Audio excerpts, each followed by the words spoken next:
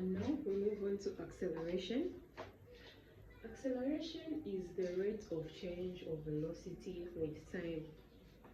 Right? The formula for acceleration is change of velocity, of which the unit is meter per second, divided by time. That is why the unit, the SI unit for acceleration has a square there, because you have a meter per second and another second down here. So as a result, we have a meter per second squared. The two symbolizing the two, the twice the time the seconds are coming. So when a car was traveling at 2 kilometers per hour, and then the speed increases to 4 kilometers per hour, this is a change in velocity. So the fact that we have a change happening here, it means the speed has done what? The speed has increased.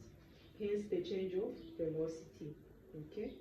So if you're trying to catch up with a car which is way ahead of you, you're definitely going to increase your velocity, not so. You're not going to maintain your velocity.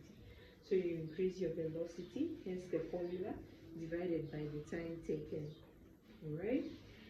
So some useful symbols we're going to be using under this topic as follows. So when you see U symbolizes initial velocity.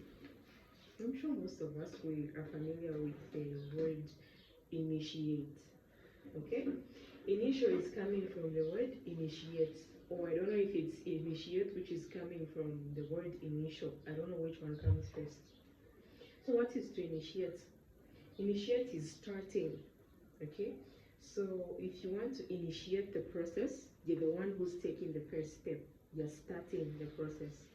When you initiate someone, you are asking that person to be in a relationship with you.